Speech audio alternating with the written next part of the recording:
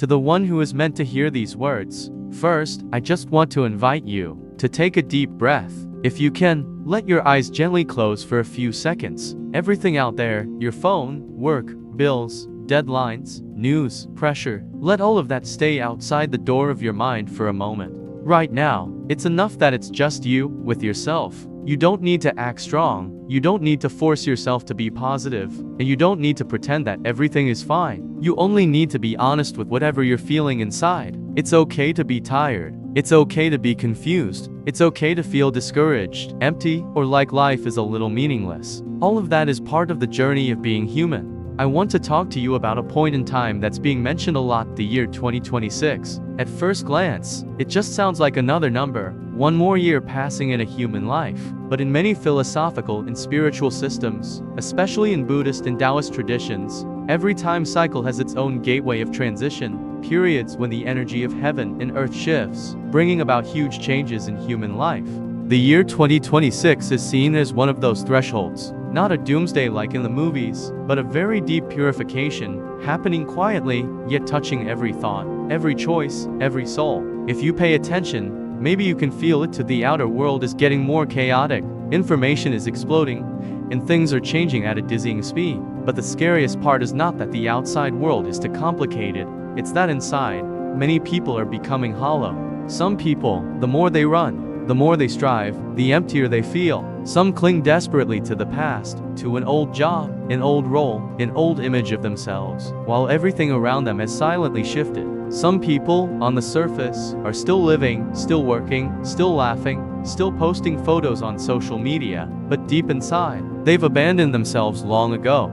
In Buddhist terms, that is low-frequency energy, a mind filled with greed, anger, ignorance, attachment, fear, comparison, resentment. When a new cycle begins, these energies are pushed to the surface and then cleared out much faster than before. Anything that no longer fits the rhythm of the times will naturally be swept away.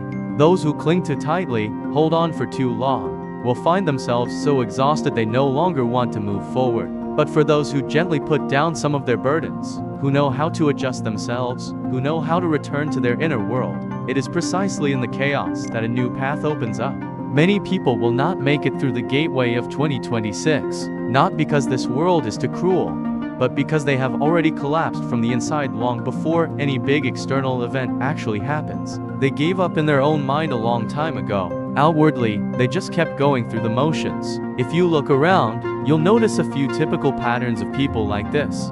First, those who are always waiting for the perfect moment. They say, when I have money, I'll start a business. When I'm free, I'll study more. When everything is stable, I'll change myself. But that when never arrives. Time passes, opportunities pass, health passes, youth passes. In the end, what they're left with is a huge collection of reasons. They don't realize that this world has never favored anyone just because they think in their head, I deserve a chance. Fortune only visits those who have been quietly preparing for it. Second, those who drown in short-term stimulation. Modern life turns us into prisoners of dopamine, scrolling social media until we lose track of time, consuming endless fast entertainment, eating just to satisfy instant cravings, spending money for a brief rush of excitement. On the outside, they're still smiling, still saying, I'm enjoying life, but inside, their willpower and creativity are being eroded day by day. They don't collapse immediately, they're more like a battery slowly draining, losing a little bit of energy every day without realizing it. Third, those who refuse to change. This world transforms every single day. New technologies, new models, new methods, new industries, new ways of thinking. The most fundamental law of the universe is change. Change is the only thing that never changes. Yet some people stubbornly cling to a lifestyle, a mindset, a belief that's already outdated, just because it once made them feel safe. They forget that what once saved them in one phase of life can turn into chains in another. Fourth, those who insist on fighting alone. Humans are social beings. We were not born to carry everything alone, but many people, because of pride, fear of judgment, or an inability to admit they're struggling, choose to suffer in silence. They don't share, don't ask for help, don't open up. They hold all the pressure, all the worries, all the exhaustion inside, and then one day, just one small event is enough to break them. If you recognize yourself in any of these images, please remember one thing: the fact that you are still listening to these words, still wanting to understand, still wanting to change, that means you have not abandoned yourself. That alone is already a form of strength. Many people have gone completely numb inside. They don't want to look back, don't want to hear anything new, don't have the courage to ask themselves, what am I really living for? You are different from them in one crucial way: you are still searching. The biggest problem of our era is not that we lack opportunities, but that we confuse effort mindset with adaptive mindset. From a young age, we were taught trying hard is good, working hard is a virtue, whoever is diligent will succeed. That's not wrong, but it's no longer enough. If you base your entire life on a simple formula, the more I try, the more I'll succeed, then sooner or later reality will hit you hard. Recall the story of the carriage drivers in New York at the beginning of the last century. Back then, the city had hundreds of thousands of horses. Transportation, logistics, trade, almost everything depended on them. Being a carriage driver was incredibly hard work. They got up before dawn, came home late at night, knew each horse like family, mastered every corner, every turn of the road. If at that time you asked people, will carriage drivers be phased out? Probably 9 out of 10 would have said, no way. They work so hard and they're so skilled. How could they ever lose their jobs? But then cars appeared, and within just a few years, horse-drawn carriages almost disappeared from the streets. The ones who were most diligent, most devoted, most deeply tied to the old system were the first to be swept away. They weren't wrong for working hard. Their mistake was pouring all of their energy into perfecting an old profession, instead of pausing to ask, how long will this job still exist? That's exactly the line between two modes of thinking: effort mindset and adaptive mindset. Effort mindset is giving everything you've got to run as fast as you can on a familiar road. Adaptive mindset is daring to stop, look up at the sky, look around, and ask, is this road still leading to the future, or is it just a closed loop? Today, we are standing in an even more sensitive position than the era of horse-drawn carriages. Artificial intelligence, automation, platform economies are redefining the entire structure of society at a frightening speed. Machines are not only replacing factory workers, they're advancing into areas once considered highly intellectual: law, medicine, data analysis, content creation. At the same time, the global economic structure, the way we work and earn money, is being rewritten. What used to be stable now feels shaky. What used to be sleeping suddenly wakes up. And more importantly, the threshold of human awareness is rising. We are exposed to too much information, too many viewpoints, too many choices. In such a context, hard work alone is no longer enough. An invisible filtering system is forming. It doesn't favor those who just bury their heads in work. It favors those who can learn fast, adapt fast, and see far. It doesn't eliminate the weak, it eliminates the rigid. It doesn't hate effort, but it discards blind effort. So what is adaptive mindset? It's not about doing one thing today and jumping to something else tomorrow, chasing trends, changing just for the sake of change. It is made of 3 very specific capacities. First, the ability to learn and evolve continuously. Learning is not stuffing more information into your head, but understanding the essence of things, knowing what to learn, what to ignore. When the world changes faster than your rate of learning, being left behind is only a matter of time. Second, the ability to see trends at a systemic level. You don't just see what you're doing today, you see where it fits in the bigger picture, where your industry is heading, how technology is shaping the market, where people and capital are moving. Third, the ability to adjust quickly when you see signs of risk. When an old way stops working, you can let go, change direction, and admit this no longer fits, instead of forcing it out of pride or habit.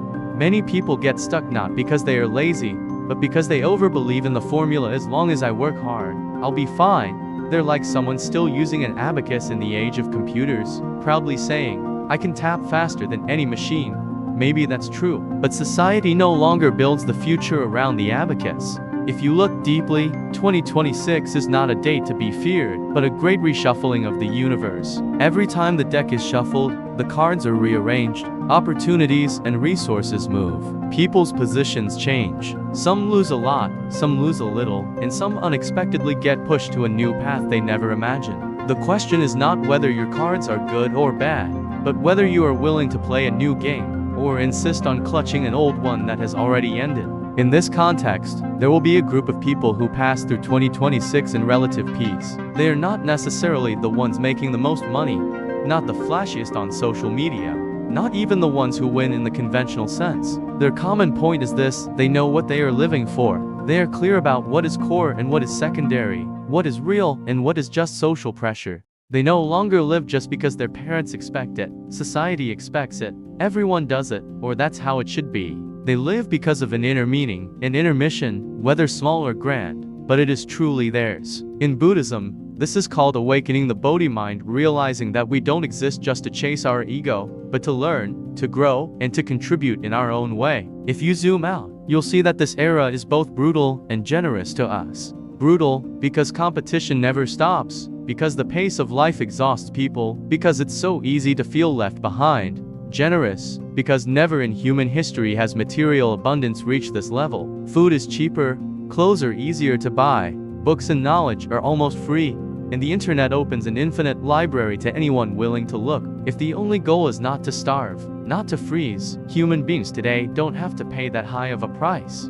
The problem is, we don't want just that. We want status, recognition, a big house, a life that makes others say wow, and in that race, we sacrifice our very first freedom, the freedom to choose a way of living that truly fits us. Society always encourages you to step onto its ready-made tracks: study, work, buy a house, get married, have kids, push your kids to do the same, and repeat. There is nothing wrong with that circle if it is genuinely what you want, but if you live that way just because you're afraid of being judged, because everyone does it so I must too, then one day, you may look back and ask, have I truly lived, or have I only played a role? In the transition of 2026, those who pass through will be the ones who are light inside, rooted underfoot. Light, meaning awareness, the ability to look directly at yourself, to see the illusions, attachments, fears you're still clinging to. Roots, meaning values, principles, kindness, softness that is not weakness. People like that don't have to be the strongest, but they won't be easily swept away. Low-frequency energies, resentment, envy, greed, jealousy, are like a swamp. The more you thrash around, the deeper you sink.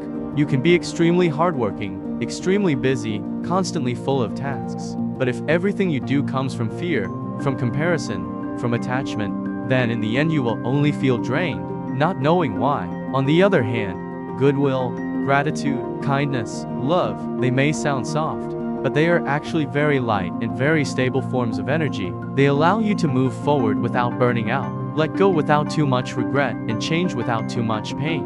2026 will be an exam for the inner world, not for your muscles or your bank account. Old experiences, old tactics, old survival tricks may suddenly fail. Those who only know how to cling will feel pushed away. Those who dare to step back, reflect, and adjust will discover new paths. So what can we do, starting now? Begin by decluttering your mind. You don't need to do anything grand. Just sit quietly for a while. No phone, no music, nothing to distract yourself.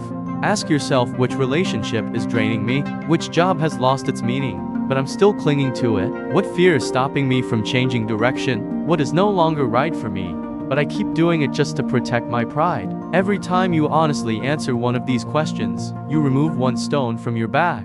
Give yourself a bit of quiet every day, even if it's very short. In this world, quietness is a luxury, yet it is the very amulet that keeps you from being swept away by everything. You don't need to know everything that's happening online. You don't need an opinion on every topic. You don't need to keep up with every trend. Sometimes, what protects you is the ability to let go of what you should know and hold on to what's truly worth living for. Learn to be compassionate with yourself and with others. Compassion does not mean letting people take advantage of you, and it's not weakness. Compassion is the understanding that everyone is struggling with their own invisible battles, carrying wounds and fears that we know nothing about. When you judge less, criticize less, compare less, you save a lot of energy for yourself.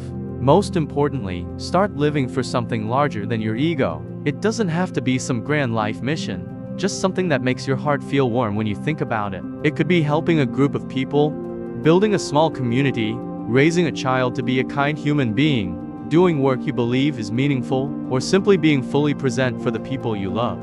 When you have such a North Star, the turbulence of the times will feel less terrifying. Maybe many people won't make it through 2026, but don't let that scare you. The real test has never been outside. It's always been inside. Will you look back at yourself? Will you change? Will you grow? The world may tremble, the times may flip upside down, but if the light inside you is still on, you will always find a way.